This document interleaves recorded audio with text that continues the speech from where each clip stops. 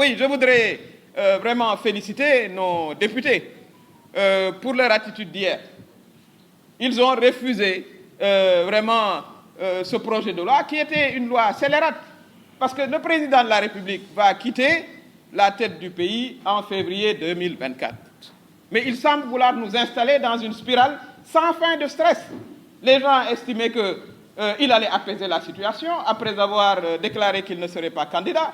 Mais voilà, mes camarades ici reviendront sur les autres points, sur les détenus qui sont toujours en prison, sur voilà, la sélectivité qu'il veut amener dans la participation, qui devrait être une participation inclusive, etc. Les autres points seront développés. Mais pour ce qui concerne, moi, mon adresse, je voudrais vraiment inviter nos députés, qu'ils soient de Benno Bokk Yakaar ou de l'opposition, à avoir cette stature que tout le peuple sénégalais a appréciée hier, c'est-à-dire avoir refusé une loi déconsolidante pour notre démocratie.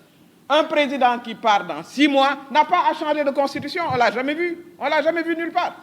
Un président qui s'en va, ce qu'on attend de lui, c'est qu'il apaise le pays, mais qu'il arrête de nous mettre dans ce stress infini.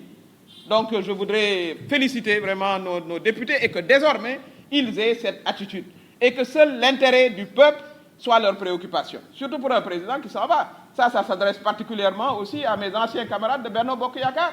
Vous n'êtes plus sous sa tutelle. En février, il ne sera plus là. Donc vous n'avez plus à avoir peur. Libérez-vous de cette peur, c'est fini. Dans 6 mois, il partira. Maintenant, concentrez-vous sur les intérêts du peuple, comme vous vous êtes concentré sur vos propres intérêts. Comme vous avez défendu vos intérêts, c'est comme ça que vous devez défendre les intérêts du peuple.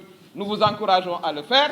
Le président Macky Sall, ça y est, c'est terminé, c'est un petit grand papier, vous n'avez plus à avoir peur. En février, il va partir. Donc concentrez-vous sur les intérêts de la nation. Et Monsieur le Président de la République, nous voudrions vous dire, vraiment apaiser ce pays. Nous avions été dans tellement de stress avec la mort de jeunes. Vous n'avez plus à vous préoccuper de constitution. Ce n'est plus votre affaire. Laissez les mandats des députés tranquilles.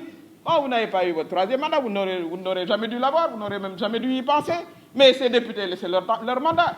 Voilà, votre mandat est président de la République. Beaucoup de faits.